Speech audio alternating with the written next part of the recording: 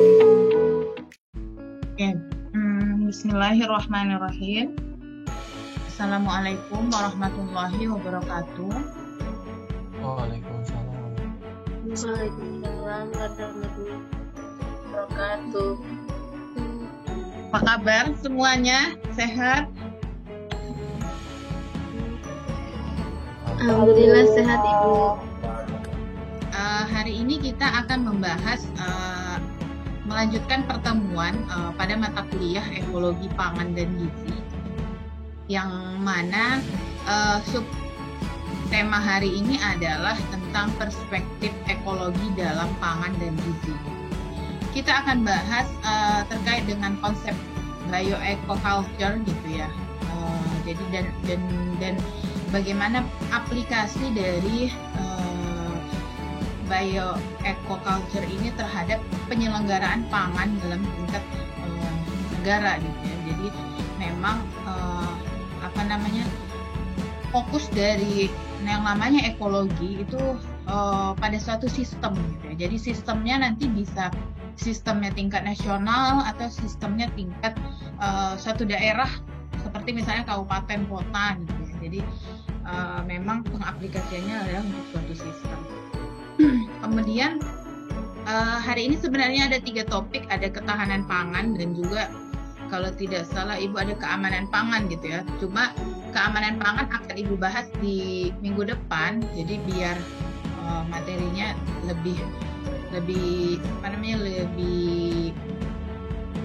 fokus hari ini pada bioecoculture dan ketahanan pangan.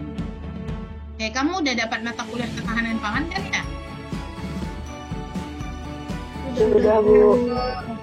Udah ya, mungkin nanti lebih sedikit mereview aja. Nanti ada subsistem ketahanan pangan, kemudian bagaimana kebijakan negara itu terhadap ketahanan pangan gitu ya. Baik kita lihat nanti dari RPJMN dan juga dari SDGs.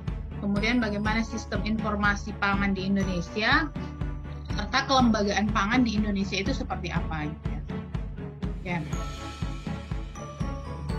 Nah, kita pahami dulu apa yang dimaksud dengan bio gitu ya, bioecoculture. Kalau bio itu dia memang fokusnya pada pangan atau zat gizi, mengalami proses biologi setelah masuk dalam tubuh dan mempunyai pengaruh pada fungsi organ tubuh untuk tumbuh kembang dan kesehatan optimal sehingga produktif. Jadi memang dalam berbicara bio ini fokusnya adalah pada pangannya gitu ya. Jadi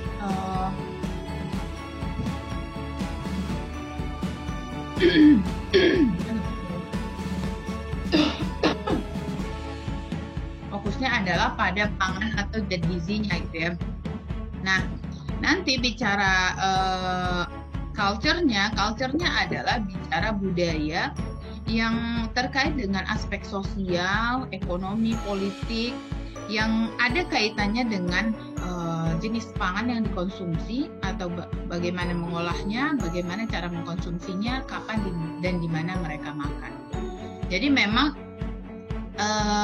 sangat terkait antara mata kuliah antropologi gizi dengan ekologi pangan dan gizi. Jadi memang bicara ekologi pangan dan gizi nanti unsur budayanya itu sangat kental karena nanti bicaranya ada sistem, ada subsistem gitu ya. Nah, jadi kalau bioecoculture itu dia terdiri dari 3 unsur ya. Jadi ada bionya itu pangan lokal atau etnis yang mana dia memang diharapkan memberikan selalu kesegaran, kualitas, rasa pangan, mengurangi emisi dan menjaga kualitas udara dalam dari pangan tersebut. Nah, kalau bicara eko nanti dia aneka ragam produksi.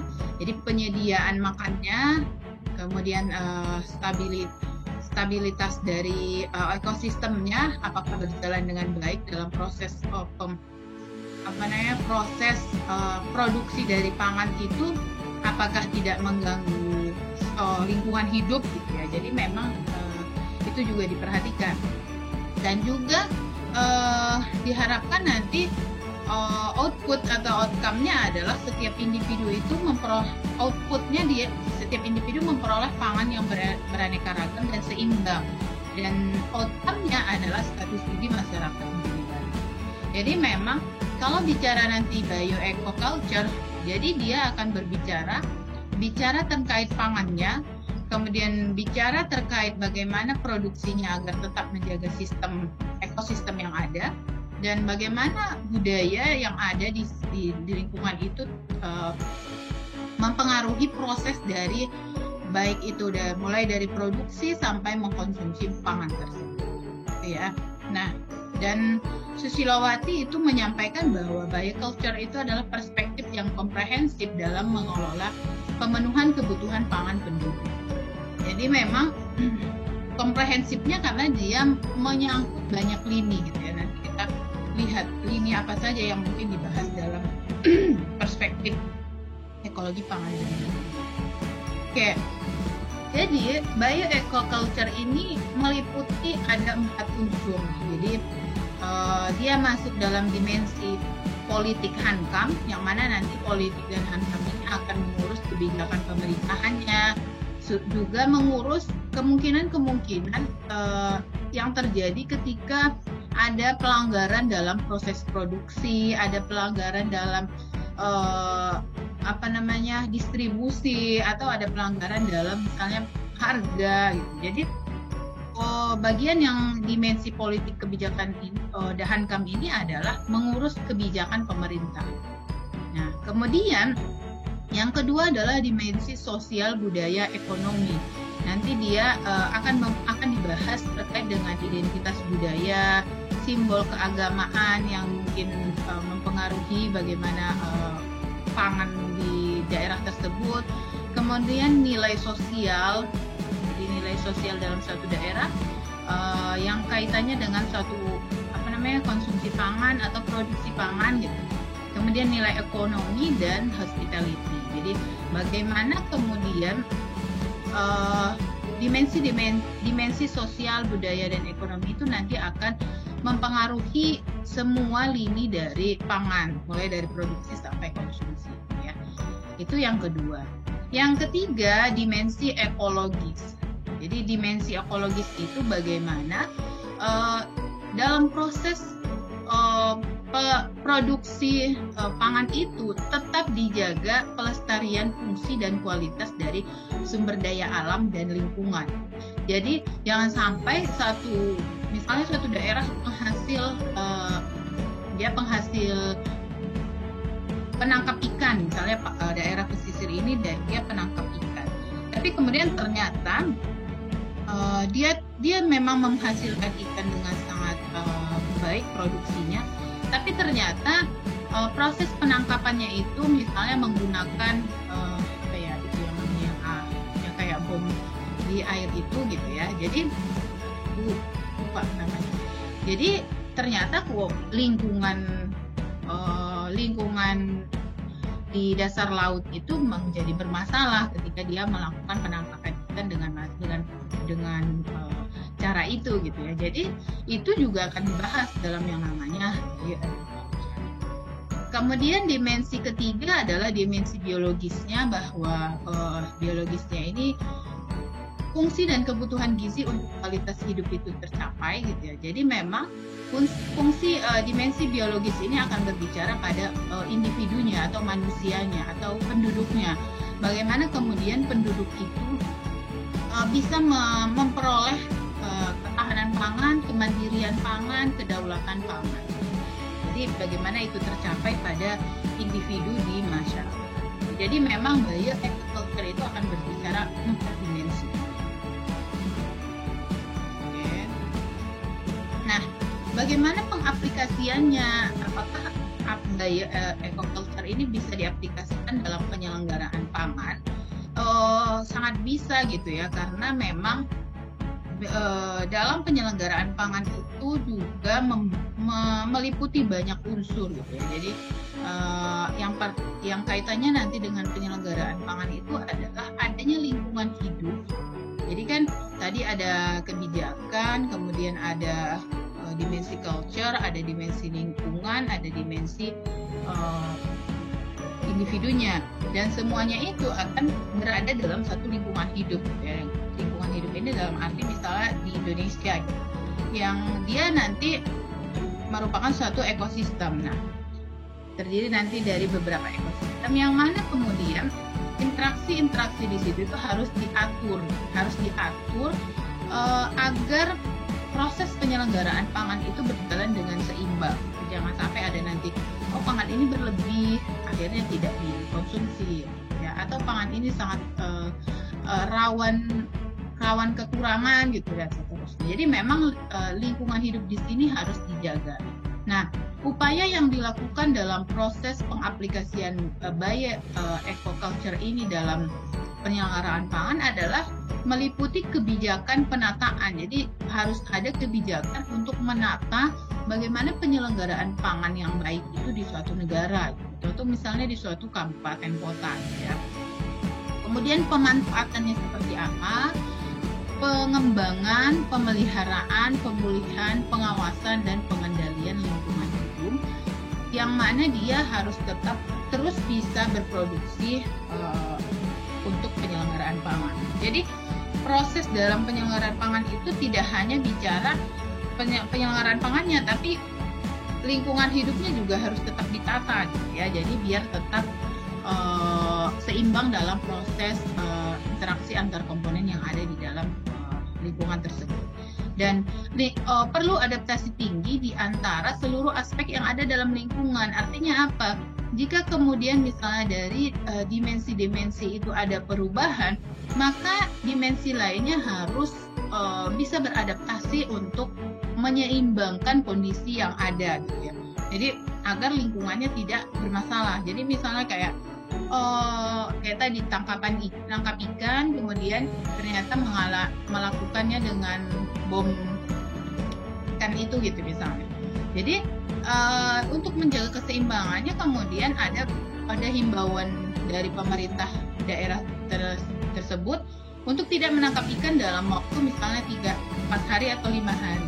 Nah, itu perlu adaptasi dari individunya untuk tidak menangkap ikan dulu, gitu. Itu bagian dari adaptasi untuk menjaga keseimbangan lingkungan, ya. Jadi itu contohnya. Nah, dalam lingkup penyelenggaraan pangan nanti itu akan meliputi banyak proses, ya, mulai dari perencanaan pangan, ketersediaan pangan, keterjangkauan pangan, kemudian konsumsinya, keamanan pangan, sistem informasi, penelitian dan pengembangan pangan, gitu. Kemudian kelembagaan pangan, serta peran serta masyarakat, juga proses penyidikan terhadap adanya mungkin kemungkinan masalah dalam semua proses tersebut.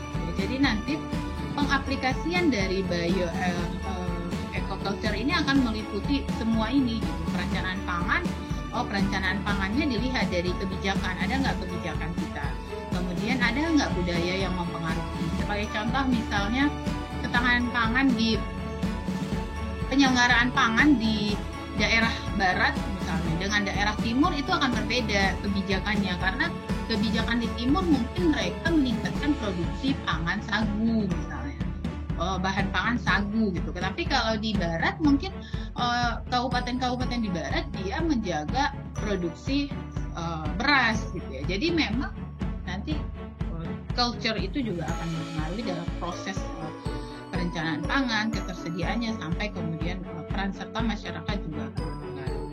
Ibarat sebagai contoh misalnya di daerah Sulawesi kalau nggak salah itu. Jadi kalau misalnya kayak sapi, kerbau itu kan makanan, itu kan pangan yang sangat diagungkan, ya. Itu ada misalnya kerbau tertentu yang harganya sampai 500 juta dan seterusnya. Itu bagian dari culture, dan itu bisa disembelih kalau misalnya ada hajat besar. Nah, itu bagian dari culture. Jadi culture-nya mengatakan bahwa daging sapi pada kondisi tertentu, daging sapi yang seperti itu yang bisa konsumsi, gitu ya. Jadi itu salah satu contohnya. Nah, fokus pembangunan pangan di Indonesia itu memang kalau dilihat itu ada 8. Jadi memang secara garis besar adalah pada proses, dia mulai nanti proses produksi gitu ya. Jadi kemampuan produksi pangan secara mandiri, baik itu nanti pada level mungkin individu, tingkat kabupaten atau nasional. Yang kedua itu beraneka ragam, dan beraneka ragam itu juga memenuhi mutu, gizi, dan keamanan pangan bagi konsumsi masyarakat. Yang ketiga itu terpenuhi kecukupan pangan dengan harga wajar dan terjangkau sesuai dengan kebutuhan masyarakat.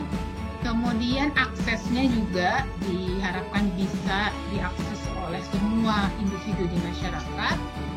Selain itu juga ada fokusnya adalah untuk meningkatkan nilai tambah dan daya saing komoditas pangan, baik dia di dalam negeri maupun di luar negeri. Nah, sebagai contoh misalnya kacang kedelai gitu ya. Kacang kedelai itu kan sebenarnya nilai pangannya itu sangat baik gitu ya. Hanya saja kemudian tidak dapat bersaing dengan komoditas dari luar negeri gitu. Misalnya kedelai dalam negeri itu biasanya lebih mahal dari kacang kedelai dari luar negeri. Akhirnya kan itu mempengaruhi mulai dari produksi sampai kepada nanti hasil dari si petaninya itu. Nah, sebenarnya bagaimana proses dalam negeri itu biar nilai kacang kedelai dalam negeri itu bertambah. Ini nanti itu mungkin ada kebijakannya. Berikutnya adalah terkait dengan peningkatan dan kesadaran masyarakat tentang pangan aman, bermutu, dan bergizi. Berikutnya juga kesejahteraan dari si petaninya, pelaku usaha, nelayan dalam proses produksi. Dan terakhir adalah bagaimana tetap kita bisa memenuhi pangan masyarakat, tapi tetap melindungi kekayaan sumber daya pangan nasional yang ada. Jadi tidak sampai kepada harus mengeksploitasi gitu ya suatu daerah untuk memproduksi pangan tertentu. Jadi memang fokusnya itu sangat luas gitu ya kalau yang namanya pembangunan pangan. Oke. Nah, kalau bicara nanti untuk bagaimana mencapai masyarakat yang aktif, sehat, produktif, mandiri secara berkelanjutan, maka harus dibangun dengan berbagai kerangka pikir berikut. Gitu. Jadi memang ketahanan pangan itu masih ada dua hal di belakangnya yang mempengaruhi agar ketahanan pangan itu tercapai. Gitu. Ada nanti yang namanya kedaulatan pangan, ada kemandirian pangan. Yang kedua-duanya itu nanti akan saling terkait dalam mempengaruhi ketahanan pangan dari suatu daerah. Nah, ketahanan pangan itu juga nanti bagaimana agar bisa memberikan nilai gizi yang baik pada masyarakat, juga harus diperhatikan keamanan pangannya. Jadi kalaupun misalnya udah ketahanan pangannya baik, artinya produksi baik, melimpah, kemudian petani atau nelayannya makmur, tapi tetap harus diperhatikan keamanan pangannya, unsur dari keamanan, kemungkinan misalnya tidak ada BTM yang bermasalah gitu, bahan formalin dan seterusnya gitu ya. Jadi ini yang kemudian membangun di ujung nanti adanya masyarakat atau individu yang sehat, aktif, dan produktif secara berkelanjutan. Ini ada dalam Undang-Undang Pangan tahun 2012 nomor 8 ya. Oke. Nah, kalau ketahanan pangan itu sendiri sebenarnya mungkin kamu udah pernah bahas ya. Jadi memang kaitannya adalah bagaimana setiap orang yang ada di daerah tersebut, baik secara fisik, ekonomis, memiliki akses terhadap pangan yang cukup, aman, dan bergizi untuk memenuhi kebutuhan gizi sehari-hari dengan preferensinya. Artinya sesuai dengan yang dia minati atau dia suka. Jadi dia misalnya lebih menyukai pangan sayur buah, dia bisa untuk mengaksesnya mudah gitu ya, dan dia mendapatkan yang pangan yang aman dan bergizi. Itu intinya sih dari ketahanan pangan itu. Next, yang berikutnya perbedaan ketahanan definisi ketahanan pangan dari dua undang-undang pangan. Kalau Undang-Undang 7 tahun 96 itu kan lebih kepada kondisi pemenuhan rumah tangga. Jadi dia tingkatnya rumah tangga kalau dulu. Tapi kalau di 2012 itu sudah diperbaharui adalah terpenuhnya pangan dari negara sampai perseorangan. Jadi kalau misalnya level negara kayak kemarin penilaian food balance sheet-nya bagus. Kemudian di tingkat rumah tangga, jadi pangan yang tersedia itu memenuhi jumlah anggota keluarga. Pada level perseorangan, pangannya itu terpenuhi sesuai dengan kebutuhan individu itu, dan tidak bertentangan dengan agama, keyakinan, dan budaya masyarakat. Dan juga memang outcome-nya adalah agar tercapai kehidupan yang sehat, aktif, dan produktif. Itu adalah outcome jangka panjang, gitu ya.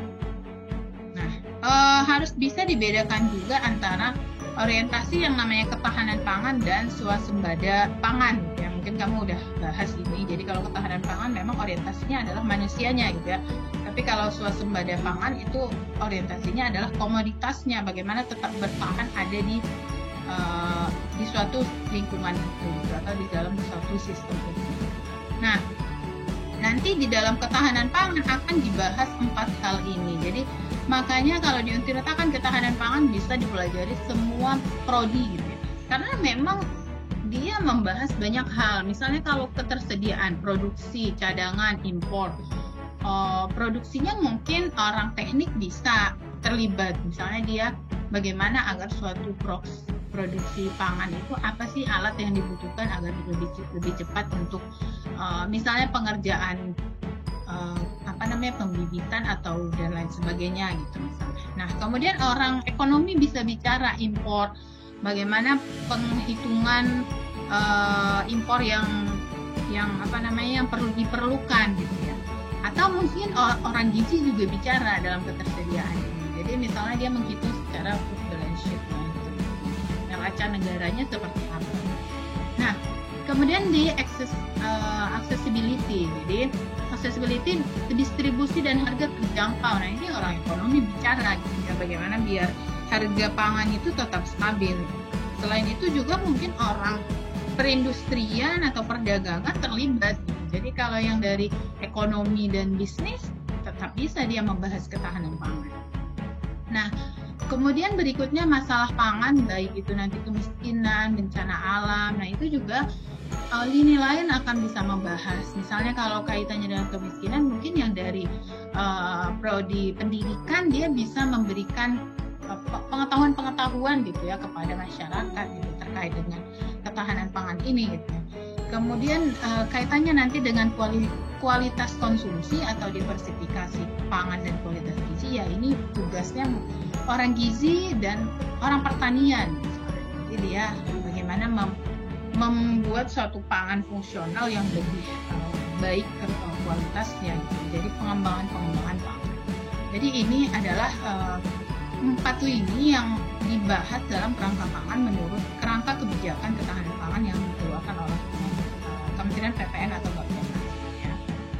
Nah, subsistem ketahanan pangan itu ada 4 subsistem, yaitu mulai dari ketersediaan, distribusi, konsumsi, dan outcome-nya adalah status gizi. Jadi ini ibu nggak terlalu bahas ya. Jadi keempat itu. Nah, bagaimana kemudian peraturan di negara ini terkait dengan ketahanan pangan? Ini juga mungkin kamu sudah bahas, jadi sekilas aja mungkin.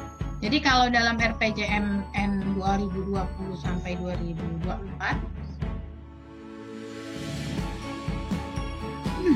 dalam suatu prioritas program itu ada terkait dengan ketahanan pangan, air, energi, dan lingkungan. Jadi memang pemerintah itu sudah membuat bahwa ketahanan pangan itu menjadi salah satu prioritas jangka menengah. Dalam 4 tahun bisa dipenuhi gitu ya, dipenuhi dalam arti meningkatkan energi baru gitu ya, kemudian produktivitas pangan dalam menjamin stabilitas ketersediaan pangan, serta kualitas terhadap air, kemudian daya tampung serta mitigasi dampak dalam bahaya perubahan iklim gitu ya, kemudian pembangunan berketahanan terhadap bencana. Jadi ketahanan pangan itu masuk dalam rencana jangka menengahnya pemerintah gitu ya. Nah, di tingkat global juga sebenarnya dibahas. Kalau dulu ada MDGs, tapi MDGs ini sudah berakhir di 2015, yang mana dari sekian indikatornya itu adalah dia kita belum membahas terkait dengan pengentasan kelaparan dan pola konsumsi dan produksi berkelanjutan.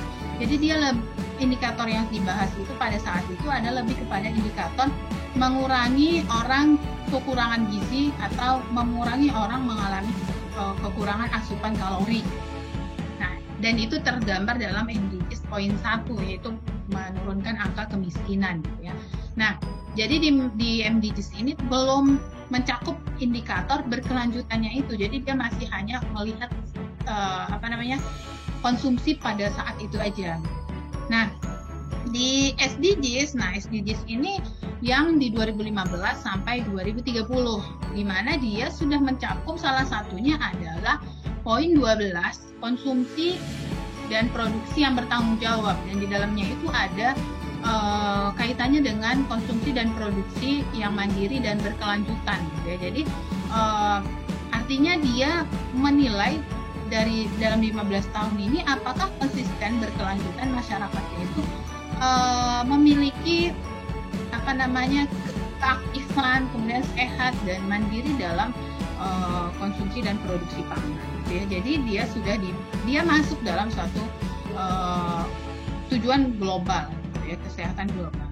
Nah, target ketahanan pangan itu memang kalau dalam SDGs itu adalah yang target ketahanan pangan itu menjamin pola konsumsi dan produksi berkelanjutan. Itu yang di kriteria 12. Juga target outcome-nya adalah status gizi masyarakat, bahwa outcome ini adalah dia mengakhiri kelaparan, mencapai ketahanan pangan, dan meningkatkan gizi serta mendorong pertanian yang berkelanjutan. Jadi memang dalam SDGs ini pembahasan terkait ketahanan pangan sudah dibahas, jadi dia sudah ada dalam kriteria capaiannya. Oke. Nah, ini nanti dalam 5 tahun mungkin bisa dilihat ya, misalnya dari 2015 sampai 2020 ada nggak perkembangan terkait dengan ketahanan pangan di negara kita gitu, karena dia sudah dibahas dari tahun 2015. Nah, sistem informasi pangan, nah ini yang sebenarnya mungkin kalau di Undang-Undang Pangan itu kan SIP itu pengumpulan, pengolahan, penganalisisan, kemudian penyimpanan dan penyajian, serta penyebaran data terkait dengan pangan. Nah, sebenarnya kewajibannya itu diberikan kepada pemerintah dan Pemda untuk membuat SIP yang terintegrasi. Hanya saja di Indonesia itu sebenarnya SIP itu banyak gitu ya. Informasi pangan itu sebenarnya banyak. Hanya saja dia nanti terkait dengan kelembagaan. Akhirnya SIP-nya itu kurang terintegrasi gitu. Jadi masing-masing lembaga bikin, saya punya data tentang misalnya Kementerian Pertanian, dia lebih ke pangan aja. Tapi nanti Kementerian Perikanan, Kemaritiman gitu ya, Kelautan misalnya, dia punya SIP-nya produksi ikan misalnya, atau olahan laut, pangan laut misalnya. Kemudian nanti yang bulog bicara pangan, bahan pangan pokok gitu. Jadi informasinya kan tersebar di berbagai lembaga gitu. Jadi itu yang membuat kurang terintegrasi. Akhirnya kita tidak bisa dapat satu gambaran bahwa kita itu sebenarnya sudah mandiri belum secara pangan dalam produksi pangan. Nah, SIP itu minimal dia bisa dimanfaatkan untuk nanti perencanaan pangan berikutnya gitu ya. Kemudian pemantauan dan evaluasi stabilitas pasokan dan harga pangan, sistem peringatan dini terhadap masalah pangan serta kerawanan pangan. Yang mana nanti SIP ini akan bisa menjadi dasar sistem kewaspadaan pangan dan gizi gitu ya. Ini suatu, kalau dulu Ibu ngasih pertemuan sistem kewaspadaan pangan ini satu pertemuan sendiri dalam mata kuliah epidemiologi pangan, epidemiologi gizi gitu. Jadi ada satu pertemuan terkait dengan sistem kewaspadaan pangan dan gizi.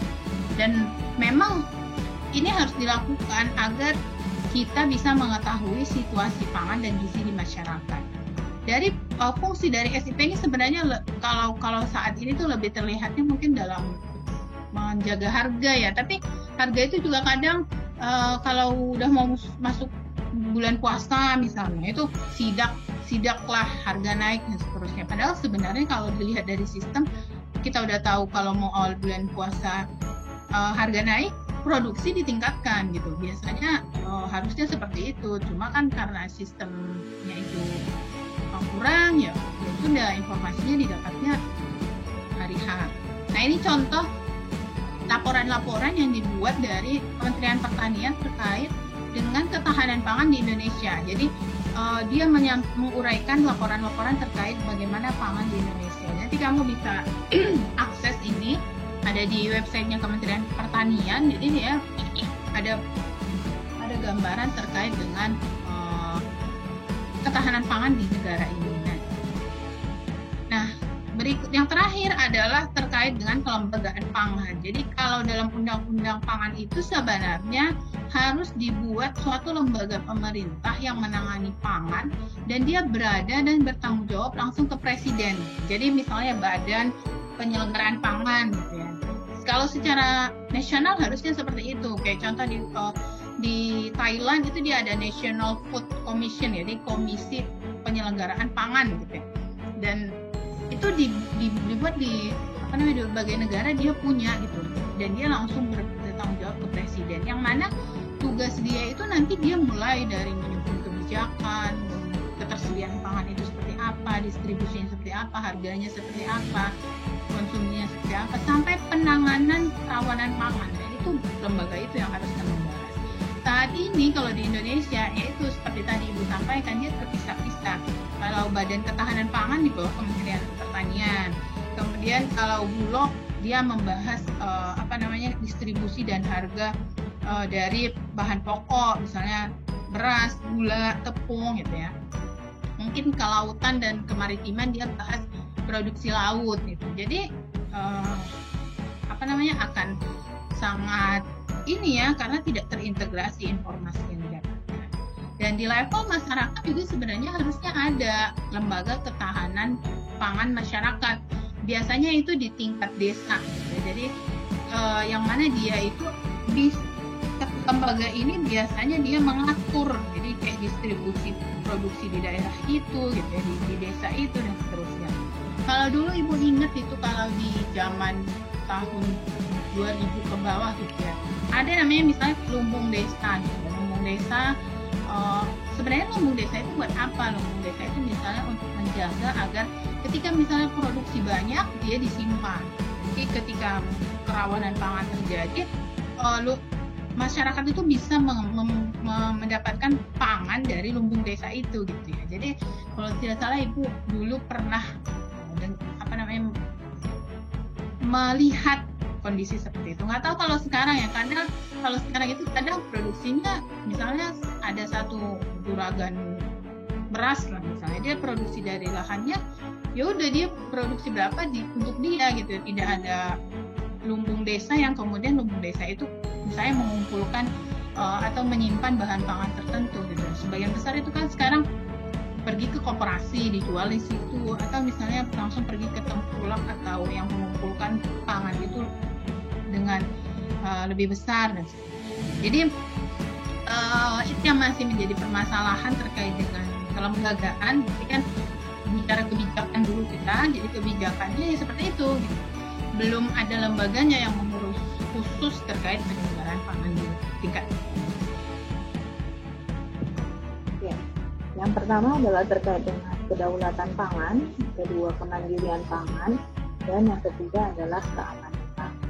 Dan yang ketiga hal ini nanti akan berkesinambungan dengan ketahanan pangan serta kemudian mencetak bagaimana kemandirian pada individu di masyarakat. Nah, kita kembali membahas bagan ini karena bagan ini ya yang menjadi dasar pengembangan kita, pemahaman terkait dengan ekologi dalam penyelenggaraan pangan. Kalau di sebelumnya kita baru bahas ketahanan pangan, karena ketahanan pangan itu adalah output. Jadi kalau masyarakat dan perseorangan itu adalah outcome yang kemudian diperoleh dalam jangka yang lebih panjang lagi. Tapi kemudian ketahanan pangan bisa jadi menjadi output jangka menengah yang bisa dicapai gitu ya. Dan memang harus berkolaborasi dengan nanti adanya kedaulatan pangan, adanya kemandirian pangan, dan juga memastikan bahwa pangan-pangan yang disediakan itu aman untuk masyarakat. Jadi ketika kita sebelumnya sudah bicara ketahanan pangan, maka ada dua hal yang melatar belakangi munculnya ketahanan pangan itu sendiri, gitu ya. Harus didukung dengan adanya kedaulatan pangan dan adanya kemandirian pangan. Jadi kita bahas dulu kedaulatan pangan. Jadi kedaulatan pangan adalah lebih kepada konsep bagaimana pemenuhan hak atas pangan yang berkualitas gizi baik dan sesuai secara budaya, diproduksi dengan sistem pertanian yang berkelanjutan dan ramah lingkungan. Jadi memang kalau yang namanya kedaulatan pangan lebih kepada bagaimana agar konsep atau pemenuhan terhadap hak-hak atas pangan itu bisa dilindungi dan dihormati, bisa dipenuhi. Jadi makanya muncul misalnya kayak ini demo, tegakkan kedaulatan pangan, selamatkan petani kecil. Artinya adalah bagaimana kemudian konsep, bagaimana kemudian hak atas pangan itu, jadi kalau dalam hal ini adalah hak ke dalam sistem pertanian kepada si produsen petani yang menciptakan bagaimana, yang membuat menanam, memproduksi, gitu ya. Dia produsen yang memproduksi pangan itu sendiri. Jadi bagaimana konsep suatu negara dalam memenuhi hak-hak masyarakat. Makanya tegakkan kedaulatan pangan, artinya tegakkan hak-hak dari hak-hak pangan yang terdiri dari negara. Oke, nah kewajiban negara atas hak atas pangan itu nanti dilandasi pada Undang-Undang Dasar 1945 pasal 28I ayat 4 yang mengamanatkan perlindungan, kemajuan, penegakan, dan pemenuhan hak asasi manusia adalah tanggung jawab negara, terutama pemerintah. Jadi hak atas pangan ini masuk dalam hak asasi manusia. Jadi, dan memang itu harus menjadi tanggung jawab pemerintah, gitu. Yang mana tanggung jawab itu nanti dibagikan di dalam 3 hal, dalam kesehatan, perlindungan, pemenuhan, dan penghormatan, gitu. Jadi itulah tugas suatu negara, gitu. Karena kita bicara ekologi kan bicara secara menyeluruh dalam suatu sistem, gitu ya. Ini bicara sistem negara, berarti negara itu harus menjaga hak dan punya, dan ternyata dia mempunyai landasan. Itu adalah landasan pemenuhan terhadap hak atas pangan. Nah, hak atas pangan itu dibebankan terhadap 3 jenis, yaitu ada yang menyebut 3 jenis, ada yang menyebut 3 tingkat, itu sama saja. Artinya dia melingkupi pada aspek menghormati, melindungi, dan memenuhi. Nah, kewajiban menghormati itu adalah mensyaratkan negara dan lembaga untuk sejauh mungkin mencampuri urusan masyarakat yang terkait dengan memenuhi pangan, tapi campur tangannya itu melanggar integritas seseorang atau kebebasan seseorang untuk memilih dan menggunakan sumber daya yang tersedia. Artinya memang yang dimaksud ikut campur di sini adalah ikut campur dalam hal-hal yang melanggar integritas dan kebebasan individu, gitu. Kalau memang dia campur tangannya misalnya memberikan mendukung, memberikan dana masyarakat kepada UKM-UKM untuk memproduksi pangan-pangan tertentu, itu bukan ikut campur yang melanggar hak, gitu, yang melanggar integritas, gitu. Tapi bisa jadi nanti ada ikut campur yang dia kemudian melanggar integritas perorangan atau kebebasan individu untuk memilih dan menggunakan sumber daya yang tersedia. Bisa jadi misalnya pembatasan pemanfaatan lahan sawah yang milik negara yang dikelola masyarakat, gitu. Itu juga bisa menjadi salah satu ikut campur yang melanggar kebebasan individu. Jadi ini yang pertama yang menjadi kewajiban dari negara. Yang kedua adalah kewajiban melindungi. Artinya ketika dia hendak melindungi, dia harus buat dulu peraturan dan instruksi yang terkait dalam pemenuhan hak atas pangan warga. Dan dia harus berwawasan pada kepentingan masyarakat secara umum, bukan hanya menguntungkan individu atau kelompok, dan dilaksanakan dengan baik. Itu yang pertama, ya. Jadi peraturan-peraturan ini banyak, instrumen hukum itu banyak. Baik misalnya instrumen terkait dengan peraturan suatu PT bisa mengimpor produk, mengimpor pangan misalnya, atau peraturan suatu PT bisa mengekspor pangan, kemudian peraturan suatu PT bisa mengeksploit dalam arti mengembangkan suatu lahan milik negara yang kemudian dikembangkan untuk memproduksi pangan-pangan yang lokal yang untuk masyarakat. Nah itu kewajiban negara melindunginya dan membuat instrumen atau hukum atau peraturan yang mengatur hal-hal tersebut. Dan di dalam peraturan itu juga harus ada pengaturan terkait dengan sanksi gitu ya, punishment terhadap warga yang mana ternyata dia melakukan hal-hal yang misalnya menguntungkan diri sendiri atau menguntungkan kelompok tersebut. Nah, yang ketiga adalah kewajiban memenuhi.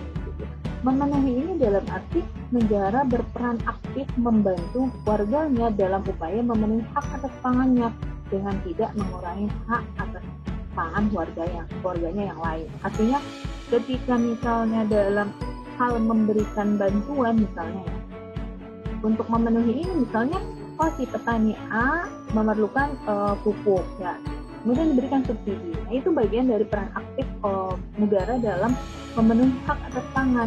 Atau misalnya pada masyarakat yang kalau sekarang pandemi ini dia membagikan sembako untuk masyarakat yang terdampak COVID misalnya. Itu dia harus memastikan bahwa memenuhi itu adalah upaya dia memenuhi hak atas pangan terhadap individu yang memang kekurangan, bukan pada individu yang tidak memasukkan akhirnya menjadi membatasi atau mengurangi hak warga lain yang terdampak. Jadi memang ketiga hak ini ketika kemudian dilaksanakan dengan berkesinambungan, maka muncullah yang namanya kedaulatan pangan. Artinya negara mempunyai kekuasaan penuh terhadap pangan di negara ini. Itu yang dimaksud dengan kedaulatan. Jadi dia berperan besar gitu ya dalam melindungi hak-hak pangan yang ada di negara. Itu yang dimaksud dengan kedaulatan pangan. Nah, dan hak berikutnya yang harus dilaksanakan oleh di level masyarakat adalah harus memenuhi 4 hak ini, yaitu hak terhadap ketersediaan pangan di lapangan di masyarakat. Jadi kamu akan pasti sering mendengar bahwa sedang dilakukan kunjungan ke lapangan untuk melihat ketersediaan daging menyambut Hari Raya Idul Fitri atau ketersediaan telur pada bulan puasa. Nah itu bagian dari proses-proses negara untuk memastikan adanya ketersediaan. Nah kemudian akses, jadi akses untuk mendapatkan pangan itu. Nah ini dia seringkali kita bisa lihat perannya itu ketika pembangunan pasar, yang mana di pasar itu dibuat selengkap mungkin sehingga akses masyarakat terhadap pangan itu lebih dekat. Atau misalnya kalau di daerah dia memacu gitu ya, agar masyarakat yang misalnya untuk mendapatkan pangan-pangan itu lebih mudah. Jadi ada hak akses ini yang harus dipenuhi juga. Kemudian hak penerimaan, hak atas pangan yang terkait dengan penerimaan dalam arti bagaimana agar pangan-pangan yang disediakan itu diterima gitu ya, diterima secara budaya, secara lokal, secara di dalam struktur masyarakat itu gitu ya. Artinya misalnya nih kita itu misalnya budaya lokal, kita di pedesaan itu yang kemudian yang makannya memang masih makanan-makanan buatan gitu ya, makanan produk rumah yang kemudian hasil pangan dari produksi sendiri gitu ya, kebun sendiri mungkin sayurnya atau ikannya dari tambak sendiri gitu misalnya ya. Nah kemudian ternyata di daerah tersebut dibuat peraturan dari daerah dari pemerintah yang kemudian mewajibkan misalnya mengkonsumsi membagikan misalnya makanan produk luar negeri misalnya. Nah ternyata itu tidak menjadi hal yang mudah diterima kan secara culture, karena culture-nya itu kita masih makan Indonesia. Nah akhirnya itu akan melanggar hak atas manusia. Jadi memang harus penyediaannya itu harus sesuai dengan penerimaan dalam culture di masyarakat, dalam budaya, baik itu nanti budaya, agama gitu. Makanya kalau misalnya kayak pemenuhan terhadap misalnya pangan-pangan tertentu, dia disesuaikan dengan lokasinya gitu. Jadi harus memenuhi juga hak atas penerimaan di masyarakat. Yang keempat adalah kualitas. Jadi hak atas kualitas pangan itu yang kemudian bergizi, aman gitu, itu juga menjadi hak atas pangan. Jadi makanya kan pemerintah misalnya ini tidak pada makanan yang berformalin atau berwarna berbuatan. Nah, itu bagian dari peran pemerintah untuk memenuhi hak terhadap kualitas. Jadi, nah hanya sayangnya mungkin kalau kita lihat di masyarakat memang proses ini kurang tahu mungkin ya apakah konsisten berkesinambungan gitu. Kadang kita kan dapatnya cuma lagi mau bulan puasa ada sidak, mau lebaran baru ada sidak. Jadi kesannya kita mungkin melihat bahwa proses dari pemenuhan hak ini diperhatikan ketika menjelang hari-hari tertentu gitu ya. Padahal mungkin secara garis besar dilakukan mungkin proses-proses untuk dapat memenuhi hak-hak ini. Walaupun mungkin akan terdapat berbagai isu-isu yang terkait dengan kedaulatan ini. Jadi tadi misalnya petani tidak mendapatkan subsidi pupuk misalnya, ya itu bagian dari bahwa ternyata pemenuhan hak itu belum bisa dicapai dengan baik. Itu yang terkait dengan kedaulatan. Jadi ketika misalnya kedaulatannya tidak bisa dipenuhi dengan baik, artinya akan berpengaruh kepada ketahanan pangan, dan secara keseluruhan dalam sistem itu akan ada yang bermasalah. Nah, ini prinsip dasar kedaulatan pangan. Dalam prinsip dasar kedaulatan pangan, hal-hal yang terkait dengan hal ini memang harus menjadi tanggung jawab dari berbagai elemen. Misalnya kayak alat produksi dan juga tanah dan air. Itu land reform itu ada tanah untuk rakyat. Ini tanah untuk rakyat artinya milik negara yang kemudian boleh dikelola oleh rakyat. Nah, kemudian air itu dia dikelola oleh rakyat dan BUMN. Artinya mereka inilah yang kemudian bertanggung jawab untuk kemudian mengelola terkait dengan alat produksi dan tanah dan air ini yang kemudian nanti bisa memenuhi hak. Kemudian terkait dengan benih itu misalnya bank benih rakyat yang bertanggung jawab gitu. Kemudian model produksi misalnya contohnya agroekologi, yaitu pengganti revolusi hijau misalnya, dengan metode-metodenya seperti apa gitu. Jadi ada peran dari negara untuk memenuhi hak-haknya itu. Misalnya skala produksi misalnya kecil ke menengah, atau dan dia tidak monokultur gitu, artinya tidak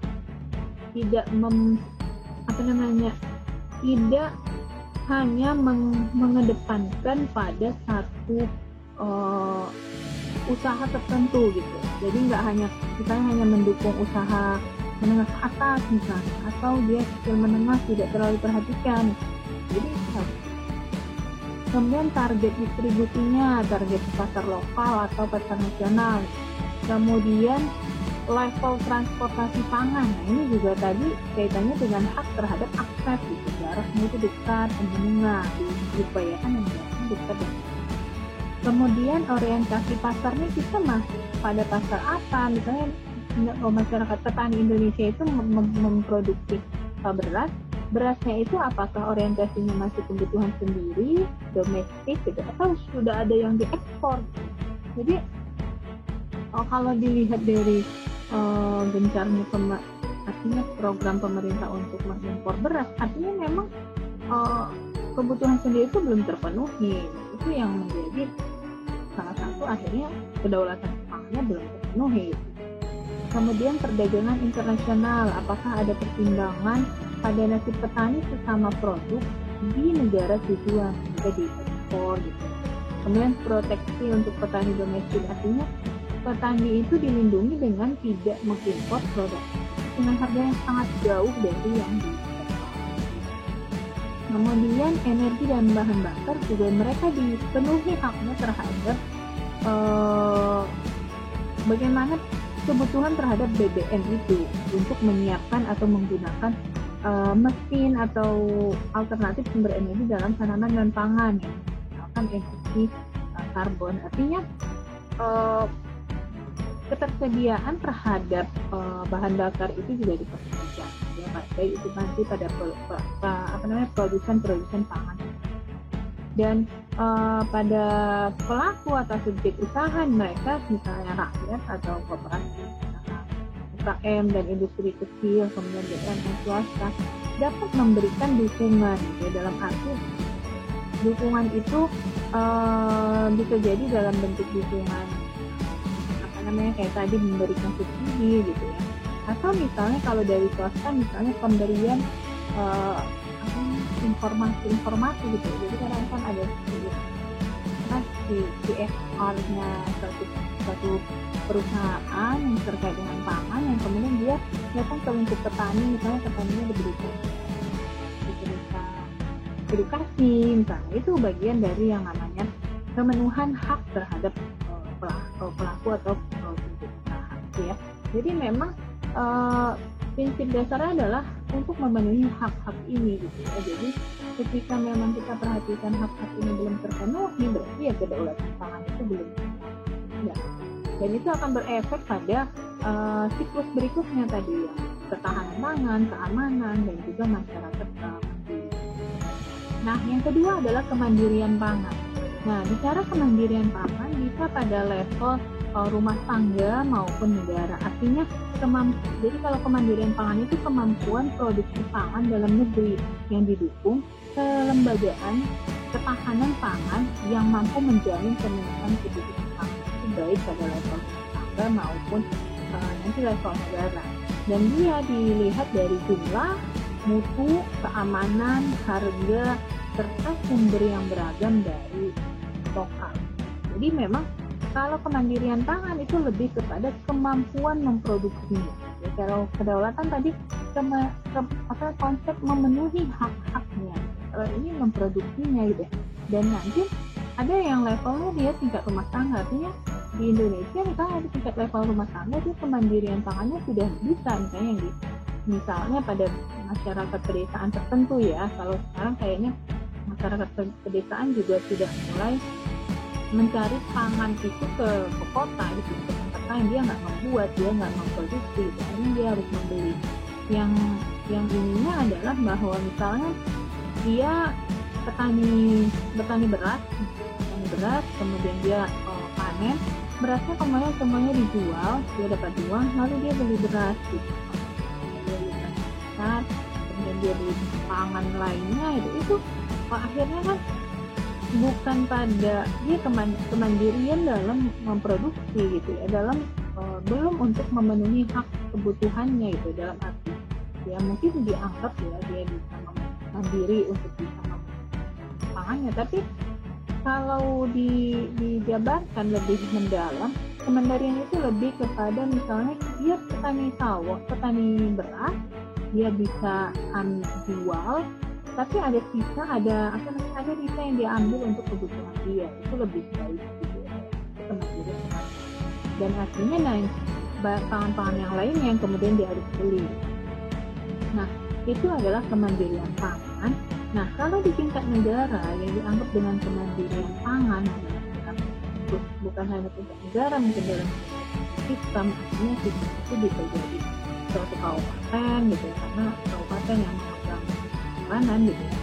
Artinya dia dapat di daerah itu dapat memproduksi pangan yang beraneka ragam di dalam daerah itu sendiri gitu, untuk bisa menjamin pemenuhan kebutuhan pangan yang cukup sampai pada tingkat perseorangan dengan memanfaatkan potensi alam yang ada, manusia, sosial, ekonomi, dan kearifan lokal artinya memang lebih menekankan pada bagaimana suatu daerah itu atau suatu negara itu secara sistem bisa memproduksi pangan yang beraneka ragam sesuai dengan potensi yang ada di daerah itu. Ya, itu kemandirian. Artinya memang ibarat kata misalnya kalau kayak sekarang lah dilakukan pandemi, dilakukan lockdown di satu kabupaten. Kalau kabupaten itu kemandirian pangannya baik, dia nggak akan masalah dengan kondisi itu, karena dia di daerah itu dia bisa mendapatkan semua bahan pangan yang lokal gitu ya, yang artinya sesuai dengan kebutuhan masyarakat di daerah itu. Jadi terpenuhi untuk semua sampai pada level perseorangan gitu ya. Jadi itu yang dimaksud dengan kemandirian. Nah, mandiri pangan itu kemudian adalah upaya pemenuhan kebutuhan yang dapat dicukup oleh atau tercukupi oleh kemampuan sumber daya yang dimiliki, dilihat dari bekerjanya subsistem, persediaan, distribusi, dan produksi pangan. Artinya ini dikatakan mandiri pangan itu tadi itu satu sistem, dia mandiri untuk memproduksi gitu. Nah, di dalam sistem itu nanti ada subsistemnya itu ada subsistem persediaan, ada subsistem distribusi, ada subsistem konsumsi. Nah, agar sistem ini dikatakan mandiri pangan, maka subsistem dari persediaan, baik itu persediaan misalnya yang bertugas mengelola, artinya membuat misalnya petani sawahnya atau yang beternak lele misalnya, beternak ikannya, kemudian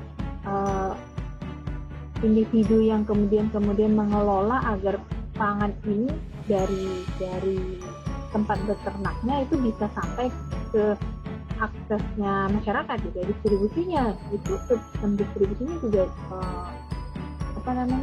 bisa memenuhinya, kemudian konsumsinya juga terpenuhi. Artinya itu yang dianggap mandiri pangan gitu ya. Kalau bicara sekarang mungkin kita menemukan masalah-masalah mungkin dari masing-masing subsistem ini gitu, yang akhirnya secara keseluruhan bicara ekologi tidak bisa dikatakan satu sistem yang baik ketika subsistemnya tidak bekerja dengan baik untuk memenuhi kebutuhan. Jadi kalaupun misalnya persediaannya bermasalah, ya udah di bagian konsumsi pasti ada masalah gitu. Itu yang dikatakan dengan mandiri pangan. Jadi ketika kita tadi sudah bicara kedaulatan, bicara kemudian kemandirian, ketika kedua hal ini tercapai maka maka berpengaruhlah pada ketahanan pangan. Artinya ketika keduanya terpenuhi dengan baik, misalnya kedaulatan artinya penguasanya memberikan melindungi, menghormati hak-hak, kemudian ada kemandirian di dalam sistem itu untuk bisa memproduksi pangan lokal, ketahanan pangan itu akan tercapai. Jadi kita bisa memastikan bahwa kita terpenuhi terhadap pangan. Oke, nah aspek berikutnya adalah keamanan pangan. Jadi kalau misalnya dari bagian itu kan kalau udah bicara ketahanan pangan artinya produksinya sudah baik. Tapi kemudian harus diperhatikan adanya keamanan pangan, artinya kondisi atau upaya yang diperlukan untuk mencegah pangan dari kemungkinan cemaran. Dan biasanya cemarannya ada biologis, kimia, fisik, dan benda-benda lainnya mungkin yang bisa membahayakan kesehatan manusia. Dan juga tidak bertentangan dengan agama, keyakinan, dan budaya masyarakat, sehingga aman untuk ya. Jadi memang unsur dari keamanan itu nggak hanya bebas cemaran biologis, bebas kimia, bebas fisik, tapi juga harus memperhatikan hal-hal yang terkait dengan keyakinan, agama, dan budaya juga. Nah, ini contoh-contoh cemarannya, cemaran biologi, artinya kalau cemaran biologi mungkin hewan atau bakteri atau kapang atau parasit yang mungkin ada di pangan itu yang kemudian dapat menyebabkan pangan itu lebih busuk dan tidak layak untuk dikonsumsi, dan bisa jadi dapat menyebabkan keracunan gitu. Kemudian contoh lain di cemaran kimia itu misalnya pangan yang sengaja dibuat padahal itu bukan untuk pangan, ini dapat menyebabkan bahaya. Itu sebagai contoh misalnya borak, formalin pada bakso, itu bagian dari yang namanya keamanan pangan. Dan kemudian adalah cemaran fisik, yaitu benda-benda yang tidak boleh ada di dalam pangan, misalnya rambut, kuku, tablet, serangga mati, batu, gitu, kecil, atau benda lainnya yang mungkin secara fisik dia dapat mengganggu keamanan pangan.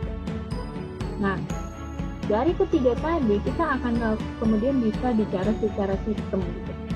Secara sistem bahwa kedaulatan pangan itu nanti akan mempengaruhi ketahanan pangan, gitu. Akan dari kedaulatan pangan itu dan berkolaborasi dengan kemandirian pangan, keduanya berkesinambungan, dilakukan secara konsisten, maka kita dapat mencapai yang namanya ketahanan pangan. Ketahanan pangan yang baik itu kemudian nanti akan melahirkan masyarakat atau individu yang sehat, aktif, dan produktif secara berkelanjutan dengan tetap memperhatikan bahwa pangan yang kita peroleh itu adalah pangan. Jadi ini adalah sistem dalam penyelenggaraan pangan. Jadi bicara perspektif ekologi itu adalah bahwa bicara bahwa dalam penyelenggaraan pangan kita bicara secara sistem, secara keseluruhan, gitu. Nggak bisa hanya bicara pada unsur misalnya ketahanan pangan nih harus dikejar. Tapi kalau ternyata kedaulatan pangannya tidak diperhatikan, bagaimana pemerintah itu itu ketahanan pangan itu akan sulit. Kemudian kayak kemandirian pangannya juga, kemauan untuk di level masyarakatnya, gitu misalnya nih dipaksa nih kita perlu nih meningkatkan ketahanan pangan di desa. Tapi ternyata individu-individu di masyarakat itu belum mempunyai keinginan untuk kemandirian. Jadi dia lebih udah saya ada usahanya udah itu aja buat memenuhi, gitu. Dia belum ada keinginan untuk misalnya dia menggunakan pekarangan, gitu. Ya, jadi belum ada kepedulian untuk mandiri di pangan. Dan akhirnya nanti akan berpengaruh pada outcome akhir di mana masyarakat yang tadi bahwa dia aktif, sehat, dan produktif secara berkelanjutan, yang mana nanti ini merupakan adalah tujuan atau pencapaian dari SDGs. Kemarin kita sudah bahas adalah SDGs tahun 2030 bahwa dicapai hal ini, gitu ya, dengan melaksanakan sistem penyelenggaraan pangan ini dengan baik. Jadi memang perspektif ekologi itu dia berbicara bahwa semua hal ini harus dilaksanakan secara sistem. Artinya berkesinambungan, artinya berkaitan, gitu. Kalau kita hanya bicara ketahanan pangan tapi kedaulatannya belum tercapai, kemandiriannya belum tercapai, tidak susah bicara ketahanan pangan. Dan kemudian kalau udah merasa ketahanan pangan yang baik tapi ternyata pangannya nggak aman, ya masyarakatnya juga nggak sehat. Jadi itu yang harus dipahami mungkin mengapa kita membahas perspektif ekologi itu dalam pangan dan ini dalam, jadi dia bicaranya kepada sistem dalam penyelenggaraan. Ya. Nah, terima kasih atas perhatiannya.